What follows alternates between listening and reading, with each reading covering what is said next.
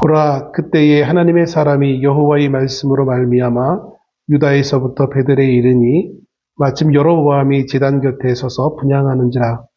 하나님의 사람이 제단을 향하여 여호와의 말씀으로 외쳐 이르되 제단아 제단아 여호와께 이와 같이 말씀하시기를 다윗의 집에 요시아라 이름하는 아들을 낳으리니 그가 내 위에 분향하는 산당 제사장을 내 위에서 제물로 바칠 것이요 또 사람의 뼈를 내 위에서 사르리라 하셨느니라 하고 그날에 그가 징조를 들어 이르되 이는 여호와께서 말씀하신 징조라.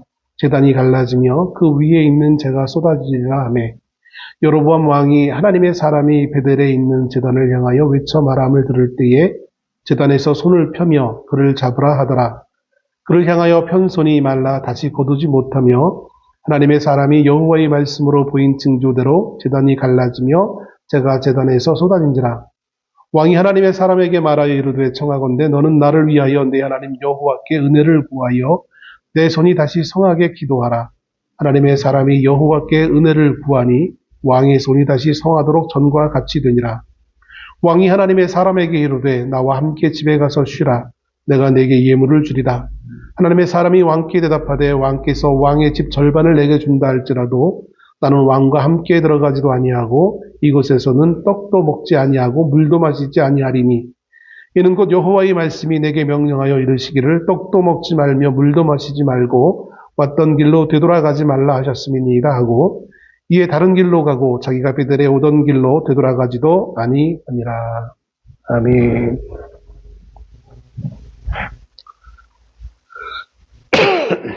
언제부턴가 경제상에 올라오는 것이 사라졌습니다. 됐어요. 오늘 이번 주까지. 다음 주도 될지 모르겠지만.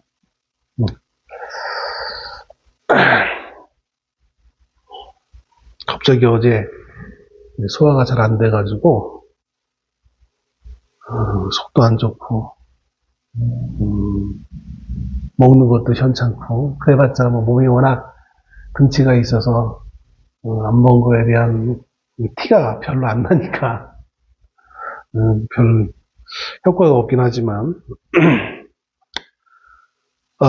오늘 말씀에 북이스라엘 처음 왕이었던 여로보암 때 있었던 사건을 기록해주고 있습니다.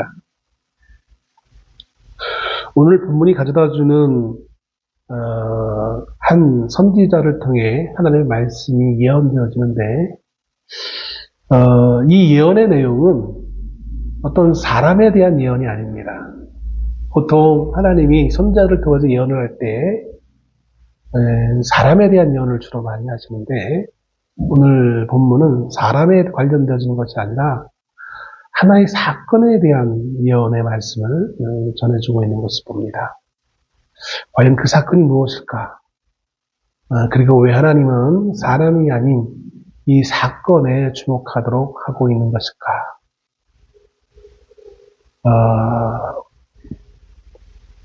우리는 성경을 보면서 물론 사건을 중심적으로 이해하는 경향도 없지 않아 있겠지만 주로 사람들을 보려고 합니다.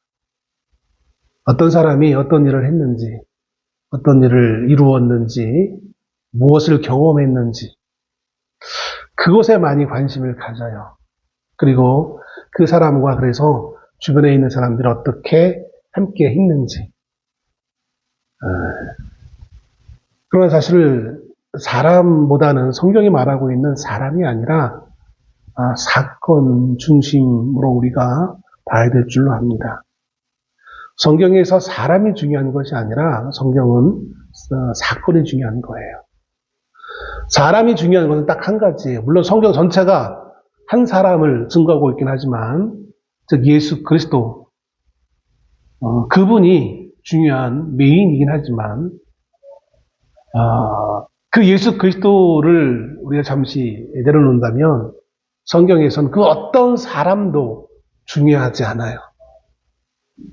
그 어떤 일을 했는지 그건 중요하지 않습니다. 어떤 사건이 있었는지가 중요한 거예요. 왜냐하면 하나님이 그 사람을 사용하시는 것은 그 사람 때문이 아니라 사건 때문인 거예요. 그 사건을 통하여서 하나님이 무엇을 말씀하시고자 하는지를 우리는 파악해야 될 줄로 압니다. 거기에 사용되는 사람은 이 사람이 될 수도 있고 저 사람이 될 수도 있어요. 우리들은 흔히들 말합니다. 꼭 이 사람이어야만 해. 세상의 역사는 그럴 수 있어요. 꼭 그 사람이어야만 이 일을 이룰 수 있어. 세상은 그럴 수 있어요. 그러나 성경은 그렇지 않아요. 왜냐하면 역사의 주관자는 사람이 아니라 하나님이시기 때문에 그런 거예요. 성경은 약한 자를 들어 강한 자를 부끄럽게 하신다고 그랬어요. 이 말씀을 우리가 오해하는 가장 첫 번째, 가장 큰 오해는 뭐냐면, 약한 자가 어떻게 강한 자를 부끄럽게 할 수 있지? 혹은 약한 자가 어떻게 강한 자를 이길 수 있지? 약한 자를 훈련시키셔서, 약한 자를 강하게 하셔서, 약한 자에게 뭔가 조력자를 주셔서 힘을 강하게 한 이후에 그 강한 자보다 훨씬 더 강하게 하셔서 그 강한 자를 누르는 걸로 우리는 지금 생각해요. 그렇지 않다는 거예요. 세상은 그렇게 해야만 논리적으로 맞아요.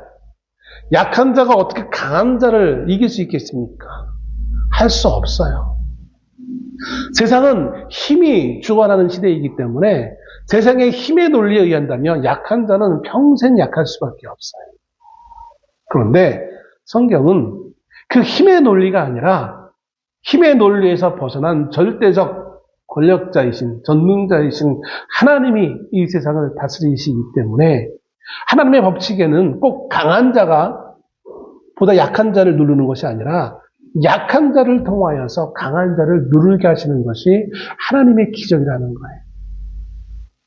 가장 대표적인 것이 그것이 이스라엘을 선택하시는데 적용되어지는 것을 봅니다.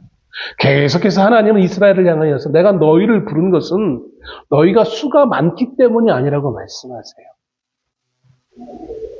너희가 강하기 때문이라고 말씀하시지 않아요. 너희가 지혜롭기 때문이라고 말씀하시지 않아요. 그런데 우리는 자꾸 착각하기를 쟤네들은 그래 처음에는 강하지 않았지만 나중에 강해졌기 때문에 나중에 수가 많아졌기 때문에 그렇게 할 수 있었어 라고 사람들은 성공의 요인을 그렇게 찾아요. 그러다 보니까 결정적으로 뭔 어떤 오류를 범하게 되어지냐면 사람의 그 강함에 대해서는 말하고 사람의 성공의 스토리를 통하여서 감동은 받지만 거기에 진짜 역사하신 하나님을 발견하지 못할 때가 너무나 많은 거예요. 그냥 하나님은 가로에 쳐놓고 그거 당연한 거 아니야? 라고 이렇게 생각하는지 모르겠지만 하나님은 가로에 쳐놔요. 그리고 나서 그 외의 성공의 요소들을 쭉 찾는 거예요. 그것이 우리 인간이 성경을 보는 가장 실패의 사례인 것을 보게 되었습니다. 가장 인간의 성공 사례들만을 힘을 가지고 물질을 가지고 성공한 사례를 찾다 보니까 성경에서 가장 매력적인 것이 솔로몬이에요. 솔로몬 시대를 찬양하고 솔로몬 시대에는 얼마나 부했는지 길거리에 그냥 황금길이 황금길은 아니겠지만 그 황금이 그냥 엄청나게 많았어. 언젠가 또 기회가 되면 본문의 말씀을 볼 수 있을지 모르겠지만 솔로몬이 얼마나 위대했는지 하루에 먹는 음식의 양이 어마무시했어. 솔로몬이 대식가라는 걸 말하는 게 아니라 솔로몬 휘하에 얼마나 많은 신하들이 강력한 힘을 가지고 있었는지 그 많은 소와 양과 염소를 먹은 그 기록을 쭉 성경이 기록해주고 있거든요. 그걸 보면서 그건 그만큼 부자였으니까 가능한 것이지 라고 생각하면서 그러한 나라를 꿈꾸는 인생들을 바라보게 되었습니다. 성경이 그것을 기록하고 있는 것은 그렇게 위대한 나라였다라는 것을 우리에게 보여주고 그런 위대한 나라를 세우라라고 우리에게 교훈하기 위해서 그걸 기록해주고 있는 것이 아니에요. 세상에 말하는 그 위대함이 하나님의 말씀 앞에 얼마나 허무한지, 얼마나 사상 누각이었는지를 보여주는 거예요. 그 위대했던 솔로몬 나라가 솔로몬이 죽은 다음에 그 아들 때에 바로 나라가 두 나라로 나누어집니다. 남유다와 북이스라엘. 남유다와 북이스라엘 중에 어떤 나라가 더 그래도 부하고 잘 살았겠습니까? 힘이 있었겠습니까? 우리들은 착각하는 게, 그래도 솔로몬의 다윗의 후손이 세운 유지한 남유다가 훨씬 더 강하지 않았을까라고 착각을 해요. 그렇지 않아요. 남유다가 훨씬 더 오래 지탱했는데요? 아니에요. 그 남유다가 북이스라엘보다 훨씬 더 오래 지탱할 수 있었던 이유는 남유다가 더 강했기 때문이 아니라 그냥 하나님의 은혜였을 뿐이에요.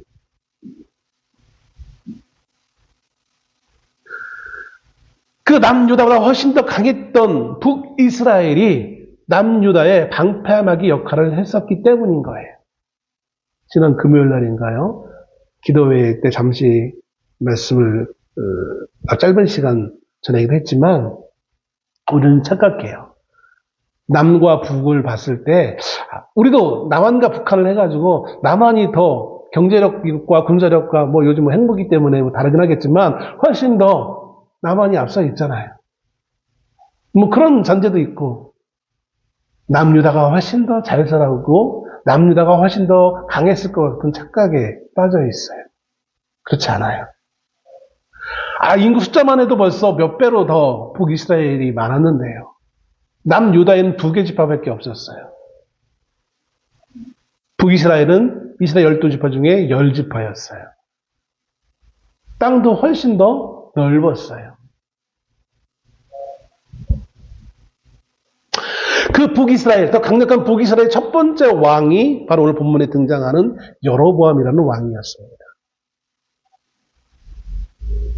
그 여로보암이 오늘 본문에 이제 이렇게 시작합니다. 보라, 그때에. 보라라는 것은 이제 우리가 아주 집중해서 보라는, 주목하여 보라는 그런 의미에서 보라라는 감탄사로 시작하고 있는 것을 봅니다. 근데 그때라고 표현합니다. 이 그때는 어느 때를 말하는 걸까요? 바로 여로보암이 오늘 말씀을 통해서 보면 마침 이스라엘의 절기를 맞이하여서 그들의 성전에서 하나님께 제사를 드리던 그때였다는 사실을 언급하고 있는 거예요. 다시 한번 말씀입니다. 언제라고요? 명절에. 어디에서? 성전에서. 그들의 성전에서. 무엇을 하고 있었다고요? 하나님께 제사를 드리고 있었어요. 여러분, 지금 드리는 이 말씀만 놓고 본다면 큰 문제가 없는 것처럼 여겨집니다. 그지, 민영아? 대답이 없네, 우리 민영이. 다시 말씀드립니다. 명절에, 지난주 우리 한국의 명절을 긴 시간 동안 이렇게 보내왔잖아요. 명절에. 이스라엘의 명절은 우리의 명절과는 다르게 이스라엘의 명절은 무엇을 중심으로 하고 있느냐면 하나님의 절기예요. 예를 들면 애굽에서 나온 날을 기념하는 유월절. 또 애굽에 나와서 광야 40년간 하나님 지키시는 그것을 기념하는 장막절. 자, 이 명절에 누가 북이스라엘의 왕인 여로보암이 직접 하나님의 성전에서 누구를 향해? 하나님을 향해 무엇을? 제사를 드리고 있었어요. 자, 요것만 놓고 본다면 참 바람직한 모습일로 우리는 착각할 수 있어요. 겉모습만 놓고 본다면 당연히 그래야지라는 걸로 우리는 받아들일 수밖에 없어요. 그런데 바로 그때에 누가 등장합니까? 하나님의 사람이 여호와의 말씀으로 말미암아 하나님의 사람이 등장합니다. 이 하나님의 사람이 누구인지는 언급하고 있지 않아요. 학자들은 여러 명을 추측하기도 합니다. 엘리야일 것이다. 뭐 그 외에 우리가 흔히 알려져 있는 유명한 뭐 선지자들. 그러나 성경은 의도적으로 이게 누구인지를 밝히지 않으세요. 이 선지자가 누구인지가 중요한 것이 아니라 하나님의 사람이라는 것이 중요한 거예요. 이 하나님의 사람이라는 이 원래 히브리 성경에는 이시하 엘로힘이라는 단어로 사용합니다.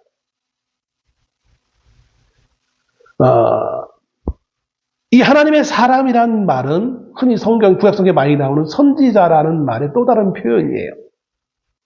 같은 의미예요. 그런데 하나님의 사람과 선지자라는 이 같은 의미를 가지고 있는 단어 가운데 굳이 하나님의 사람이라는 단어를 사용하세요.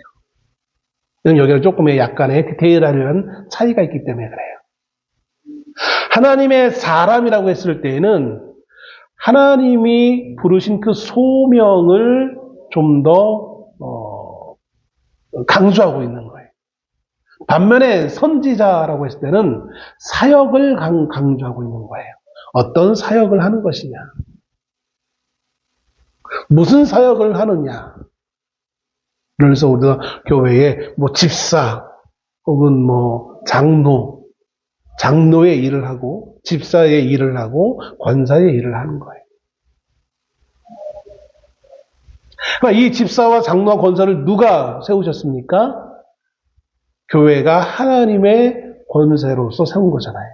하나님이 부르신 거예요. 하나님의 일을 하는 사람들이라는 거예요. 오늘 하나님의 사람은 이 하나님의 부름에 의해서 하나님의 일을 하도록 지금 이 여로보암이 있는 걸로 파송되어졌어요. 그런데 이 하나님의 사람이 어디 사람이냐면 유다에서부터 베델에 이르니 남유다에서 북이스라엘로 가는 거예요. 우리나라는 지금 남한 사람이 북한으로 갈 수 없어요. 그죠? 또 북한 사람이 남한으로 그냥 올 수 없어요. 그러나 우리가 처음 해방이 됐을 때 초기에는 쉽게 이렇게 오며갈 수 있었던 걸로 압니다. 짧은 시간이긴 하지만 그것처럼 북이스라엘도 남유다도 이 나라가 이제 막 나눈 지 얼마 안 됐기 때문에 어제까지 같은 동포였고 같은 한 나라 사람이었는데 남과 북이 나눴다고 해서 갑자기 뭐 못된 얘기 할 수는 없거든요. 그래서 아마 쉽게 갈 수 있던 걸로 생각되어집니다. 근데 문제는 그게 아니라 물론 유다에서 베델에 가는 그 길이 먼 길은 아니에요. 이스라엘 땅 자체가 뭐 큰 땅이 아니었기 때문에 멀지는 않아요. 그럼에도 불구하고 중요한 것은 뭐냐면 하필은 왜 북이스라엘에 하나님의 사람이 가는데 북이스라엘에 있는 선지자가 아닌 남쪽에 있는 선지자가 가게 되어지냐는 거예요.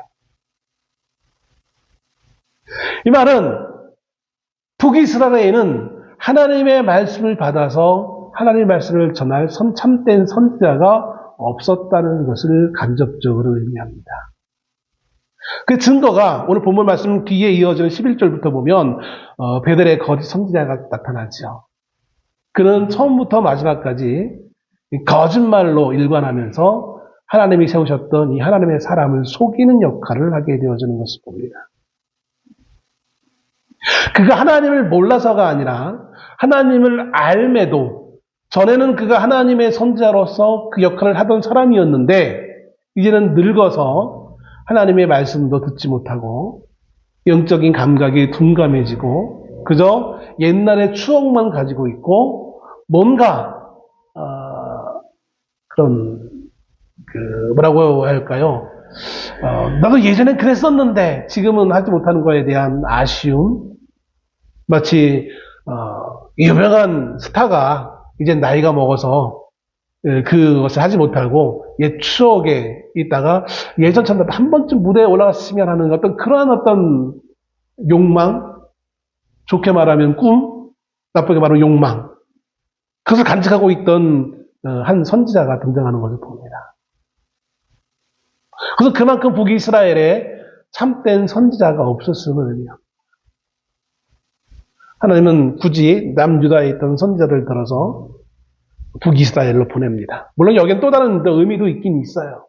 그러나 이제 이 하나님이 전하는 그 메시지에도 그 의미가 담겨져 있는 것을 보게 되었습니다. 유다에서 베델에 이르러서 이제 하나님의 사람이 도착합니다. 그때 하필이면 어떤 장면이 진행되고 있었냐면 여로보암이 제단 곁에 서서 분향하는지라 향을 올리고 있었어요. 하나님 앞에 향을 올리고 제물을 올리는 그 역할을 하고 있습니다. 그런데 유대의 율법에 의하면 이 분향과 이 제물을 올리는 것은 누가 해야 되는 겁니까? 원래 아무나 하는 것이 아니라 제사장만 하는 거였어요. 물론 예수님이 십자가에 죽으신 다음 모든 이들이 다 하나님을 예배할 수 있는 지금에 와서는 누구나 다 우리가 자유롭게 이렇게 예배를 드릴 수 있었지만 이 당시에는 제물은 반드시 예배는 드릴 수 있지만 제물은 누가 올려야 됐냐면 제사장이 해야 되는 것이었어요. 특정한 것을 제외하고는. 그런데 오늘 여로보암 왕이 직접 이 제사를 진행하고 있는 거예요.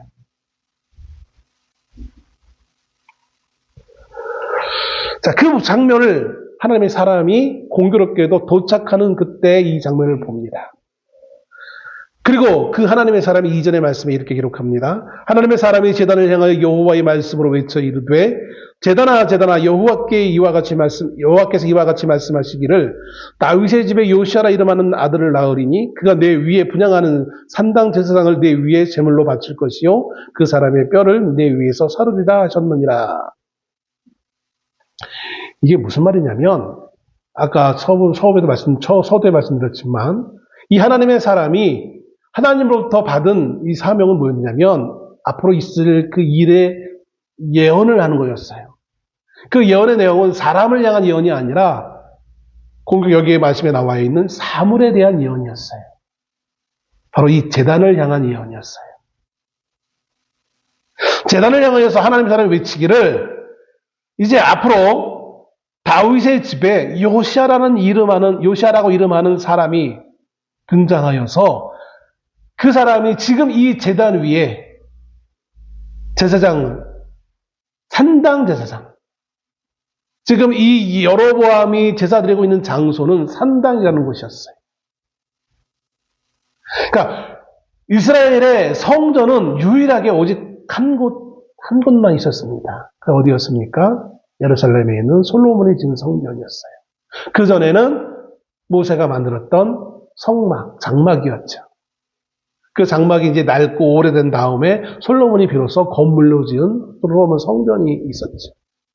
하나님은 그 성전에서만 하나님을 예배하도록 명령하셨습니다. 그런데 여로보암이 왕이 된 다음에 남과 북이 나누어진 다음 모든 백성들이 하나님을 예배하기 위해 그 솔로몬의 성전으로 왕래하다 보면 저기 나라의 백성들이 자기를 배신하고 남유다로 돌아서든지 아니면 언젠가 반란을 일으켜서 자기를 죽일지도 모른다라는 그런 생각을 하게 되었습니다. 그래서 북이스라엘 땅에 두 곳을 정해서 산당에 그곳에 하나님을 예배할 수 있도록 선포합니다.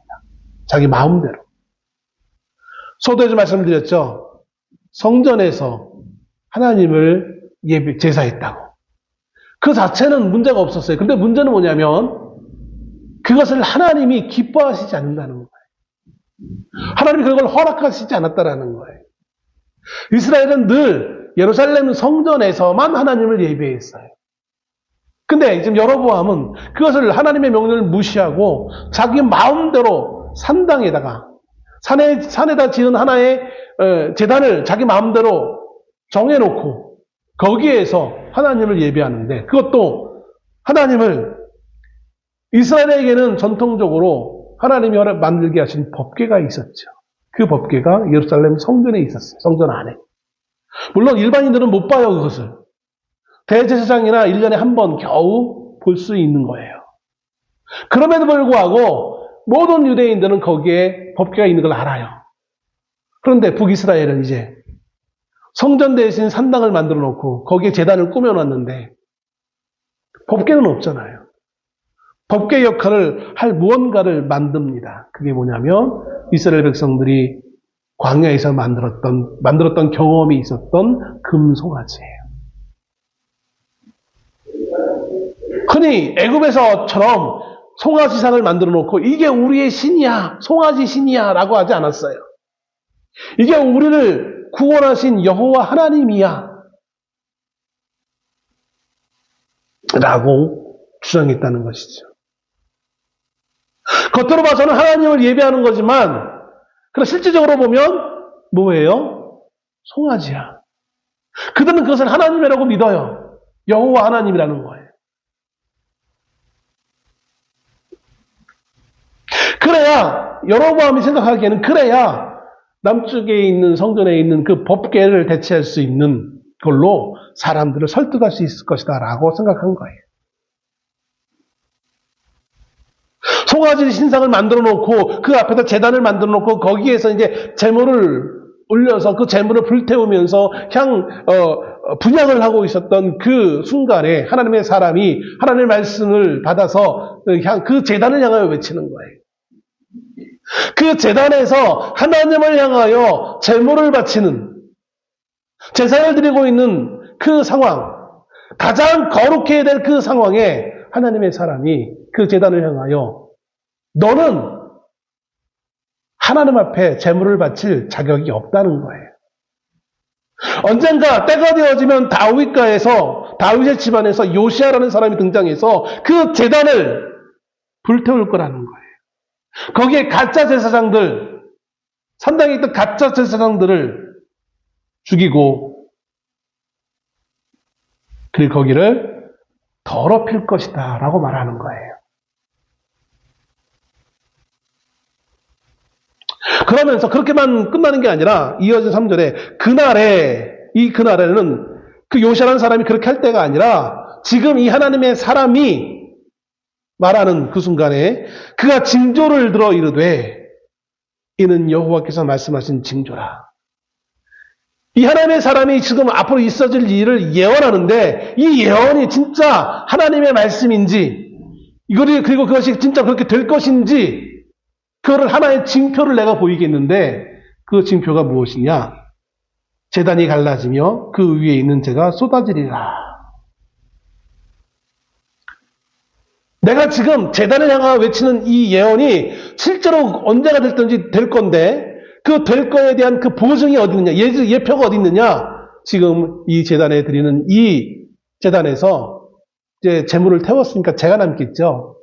그 재가 어떻게 된다고요? 쏟아질 것이다라는 거예요.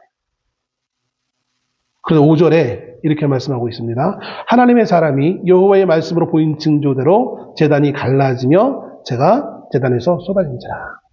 갑자기 멀쩡하던 제단이 갈라지고 그 제단이 재가 쏟아지는 거예요.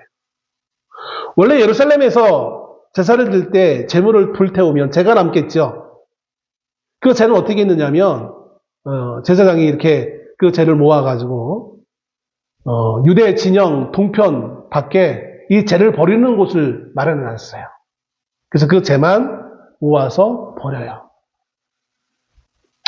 그걸 잘 갈무리해서 버려야 비로소 그 제사가 하나님께 온전히 드리고 하나님이 그것을 받으셨다라는 상징이 되어지는 거예요.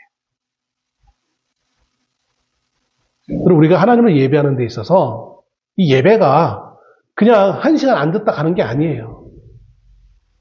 예배 첫 임례 묵상 기도 시작하면서 마지막 축도까지 모든 것들이 완벽하게 다 거기에 우리가 동참해야 비로소 하나님께 온전히 예배가 되어지는 거예요. 그래서 우리 아들들에게 좀 일찍 와라 매일 하죠. 늦게 오지 말고 일찍 와라.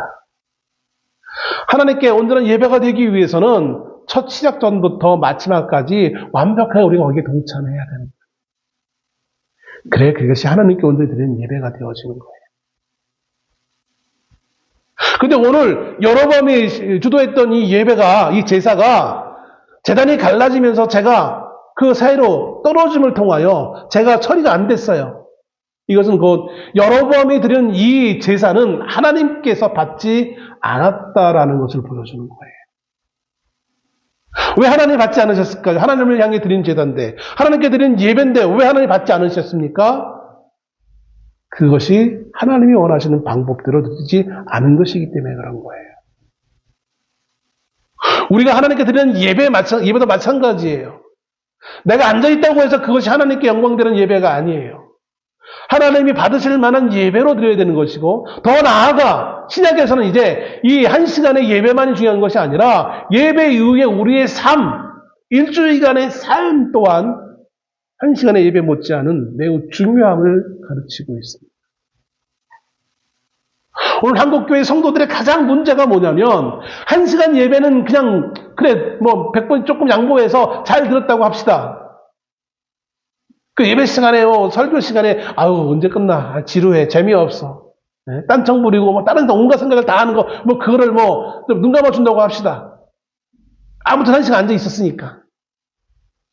옛날에는 2시간 드리던 예배가 지금 1시간 더 길다고 생각하는 사람들. 근데 그보다 더 중요한 건 뭐냐면 그 이후에 우리의 삶에 하나님의 자녀다운 성도다운 삶을 살지 못한다는 데 있다는 거예요. 성도답지 못한 삶을 살다가 와서 여기서 아무리 1시간 우리가 집중적으로 예배한다고 한들 하나님의 말씀에 의한다면 하나님은 그 예배 받지 않으시는 거예요.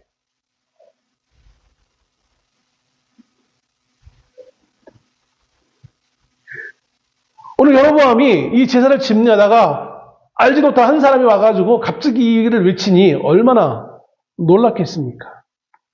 또 자신은 거룩한 예배 이 제사를 집례한다고 생각하고 있었는데 방해하고 있으니 얼마나 화가 났겠어요.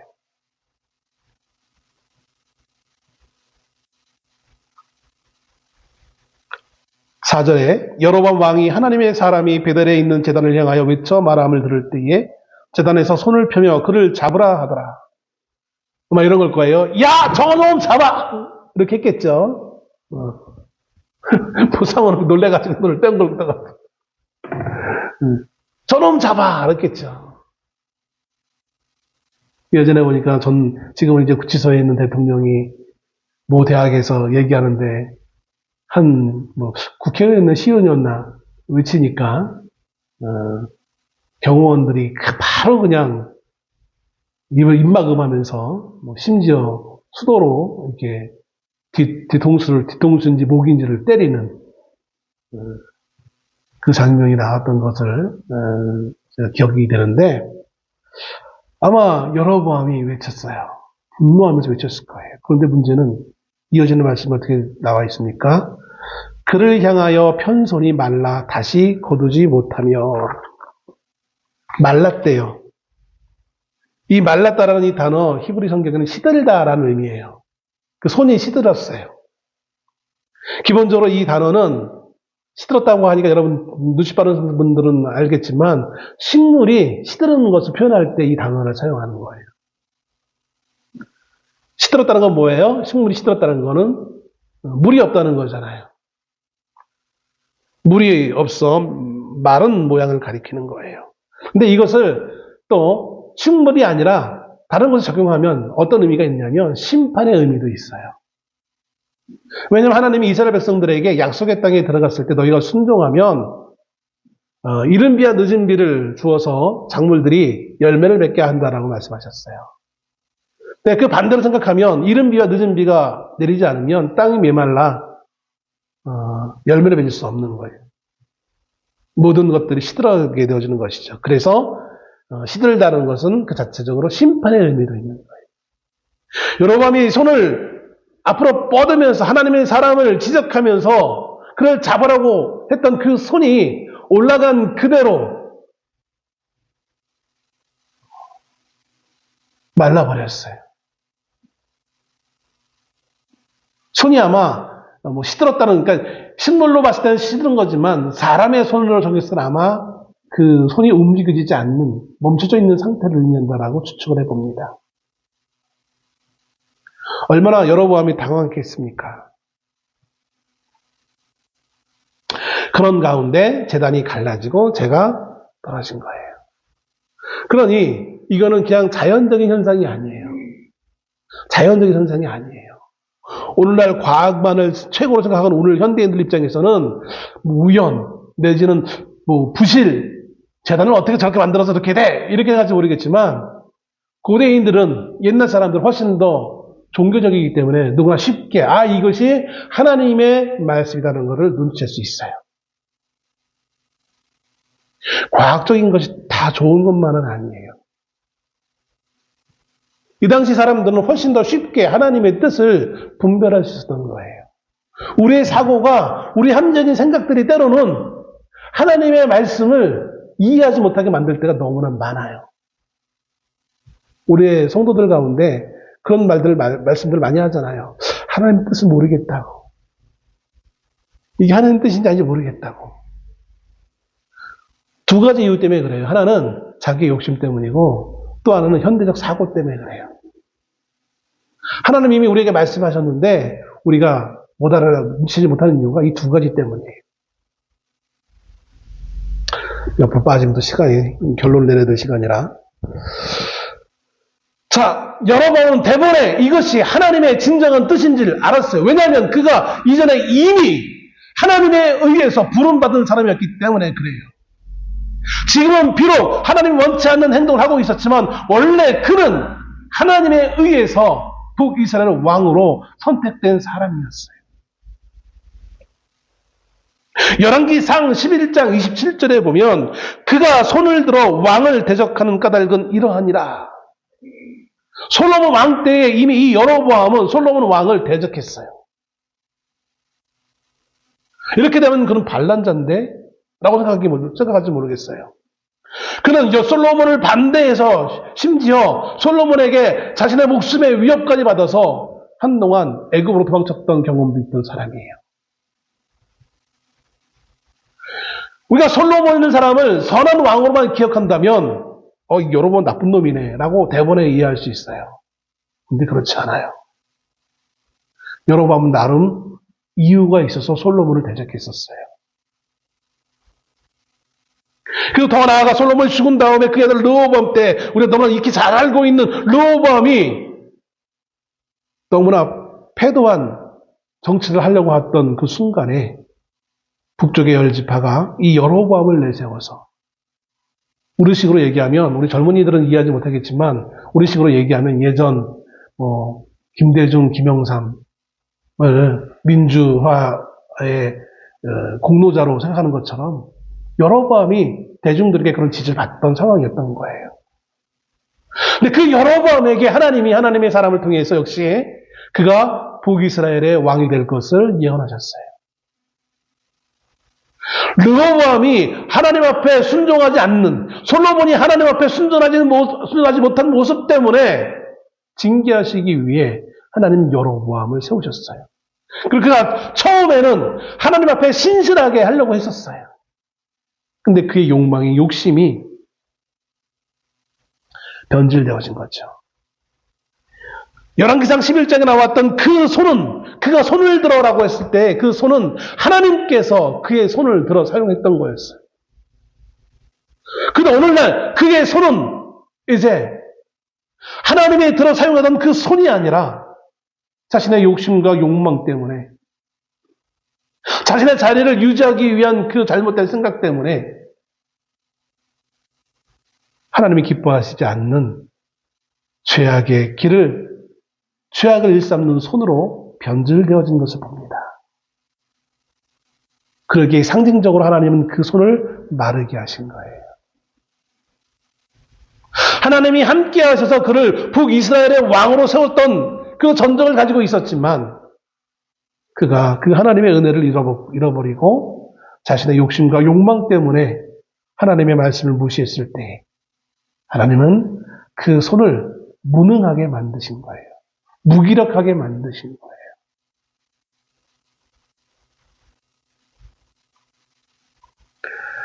그러자 여로보암은 그것이 하나님이 하신 것을 알고 이 하나님의 사람에게 청합니다. 6절에 왕이 하나님의 사람에게 말하여 이르되 청하건대 너는 나를 위하여 네 하나님 여호와께 은혜를 구하여 내 손이 다시 성하게 기도하라. 여로보암이 얼마나 변질되었는지 그 하나님을 사람을 향해서 부탁하는데 그 하나님의 사람을 향해서 어떻게 부탁합니까? 내 하나님에게 기도해 달라는 거예요. 원래라면 어떻게 합니까? 나의 하나님, 아니면 조금 양보해서 우리의 하나님께 기도해 다오. 이렇게 부탁하는 것이 맞는 것인데 이제 여로보암에게는 여호와 하나님이 나의 하나님이 아니었어. 너의 하나님. 그 손이 마른 그 사람에게, 그 여로보암에게 있어서 하나님은 더 이상 나의 하나님이 아니라 너의 하나님이 되어진 거예요. 그의 손이 하나님의 손에 하나님께 붙잡혀져서 하나님의 일을 감당할 때에는 겸손하게 하나님의 말씀을 들었을 때에는 그 하나님은 나의 하나님이었는데 그의 하나님이 너의 하나님이 되어졌을 때 그의 손은 마를 수밖에 없었던 것을 보게 되었습니다. 오늘 갑자기 내 능력이 사라진 게 아니에요.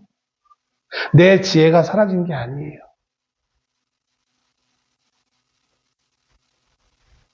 내가 하나님 앞에 신실한 모습을 잊지 않기에 하나님은 그 함께 하심을 걷어가셨을 뿐인 것을 이 사건을 통해서 말씀해 주고 있는 거예요. 오늘날 이 하나님의 사람이 예언한 대로 다윗의 집에 요시아라는 이름이 약 350년 후에 실제로 요시아라는 왕이 8살의 왕으로 오릅니다. 8살에. 그리고 그가 성전에 나가면서 하나님의 성전을 수리하다 율법책을 발견하기도 하고 그리고 종교개혁을 일으키면서 그 당시에는 이미 북이스라엘 나라는 사라졌기 때문에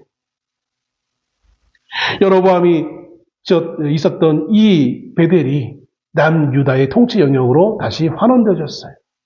그리고 예언하신 바대로 그 재단에서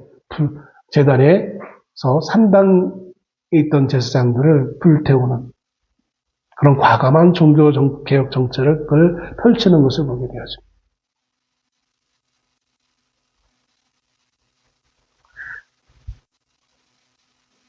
여러분, 여로보암은 하나님에 의해서 왕이 됐던 사람이었어요. 그의 손은 하나님이 함께하는 손이었어요. 그의 손은 약속의 자녀였던 다윗이 하나님 앞에 신실한 모습으로 있지 않기에, 다윗이 아니라 다윗의 아들들이, 다윗의 후손들이 신실한 모습으로 있지 않기에 하나님은 여로보암을 통하여서 그들을 경고하는 역할로서 북이스라엘의 왕으로 세우셨던 거였어요.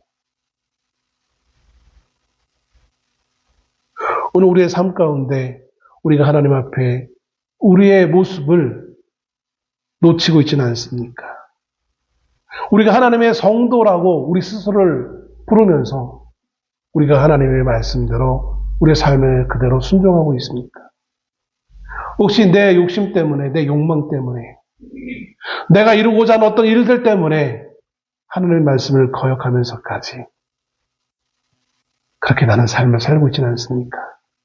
그러면서 교회에 찾아와서 주일날이니까 나는 하나님의 성도라고 하면서 나 스스로에게 면죄부를 주면서 하나님 앞에 나와 있지는 않습니까? 우리가 믿음으로 하지 않는 그 모든 것들이 다 죄라고 말씀했습니다. 하나님이 주신 그 손으로 그 삶의 터전에서 우리는 하나님보다는 죄를 짓기에 더 많은 시간들을 보내고 있지는 않습니까? 내가 만들어 놓은 하나님으로 대체해놓고 그저 내가 복받기만을 바라며 우리는 살고 있지는 않습니까? 여로보암의 손이 마른 것처럼 우리의 삶이 마를 수밖에 없는 것을 여러분 아시기를 바랍니다. 더 이상 하나님이 나의 하나님이 아니라 내 하나님이 되는 그 비극적인 삶을 살아갈 수 있는 우리가 되지 않기를 소원합니다. 기적만 바라보는 삶이 되지 않기를 원합니다. 기적적으로 왕의 자리를 꿰차 앉아가지고 그저 내 욕심만 배부르고 뭔가 잘 되는 것처럼 그래 모든 거 잘 됐어. 그런 착각 속에 살지 않기를 소원합니다. 육체의 잘됨보다 훨씬 더 중요한 것은 우리의 영혼이 하나님 앞에 살아있는 것입니다. 우리가 하나님과의 소통이 없으면, 하나님과의 관계가 없으면, 하나님과의 관계를 놓치게 되어지는 그 순간 우리의 손은 마를 수밖에 없어요. 우리의 삶의 순간순간들은 마른 삶을 살아갈 수밖에 없는 거예요. 살아있다 하나 죽은 자가 되어지는 거예요. 아무리 맛난 음식을 먹은들, 세상의 그 높은 위치에 올라간들, 하나님과의 관계가 끊어진다면 세상에서는 좀 편할지 모르겠지만 그러나 그것은 언젠가 그 대가를 치를 수밖에 없음을 여러분 기억하시길 바랍니다. 조금 좀 지금 비로하지만 조금 삐걱삐걱 되고 있긴 하지만 그래도 우리가 하나님을 계속 내가 찾고 있다면, 하나님의 말씀의 방법대로 우리가 하나님을 계속 찾고 있다면, 좀 뭔가 좀 세련되진 못하지만 그럼에도 불구하고 내가 하나님을 놓치지 않고 있다면 그것이 하나님이 우리를 향한 가장 기뻐하는 길이라는 사실을 여러분 믿으시길 바랍니다. 기적이 일어나야만이 아니라 우리의 삶에 수많은 부족함과 연약함이 있음에도 불구하고 내가 하나님을 내 마음껏 찾고 있는 그 순간이라면, 그것이 나의 하나님으로 내가 찾고 있는 그런 삶을 살고 있다면 결국 하나님은 우리를 외면하지 않을 것입니다. 아니, 많은 순간이 있다 할지라도 하나님은 곧 우리의 삶을 회복시키리라 믿습니다. 왜냐하면 하나님은 여로보암조차도 하나님의 사람을 통하여서 그 손을 다시 성하게 하셨기 때문인 거예요. 그것은 단지 병이 고침받았네가 중요한 것이 아니라 하나님이 다시 한번 기회를 주신 거예요. 기회를. 하나님 주신 그 기회를 우리가 낭비하지 않기를 원합니다. 여로보암은 여전히 그 기회인데 그것을 그저 하나님의 사람을 접대하는 걸로 끝났어요. 적당히 자기의 집으로 데려가서 이 하나님의 사람을 회유시켜서 나에게 좋은 말을 해주기를, 사람들에게 나에게 좋은 평가를 해주기를,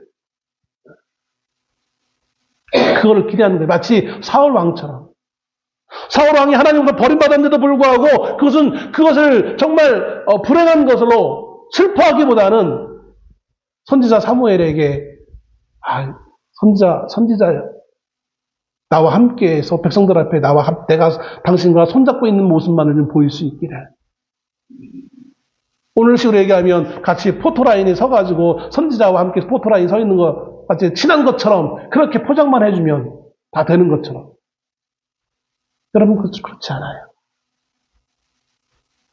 하나님은 우리에게 다시 한번 기회를 주셨습니다. 우리를 부르셔서 하나님의 자녀로 우리에게 기회를 주셨어요. 주신 이 기회를 하나님과 함께함으로 계속해서 확인해 나갈 수 있는 우리가 될 수 있기를 소원합니다.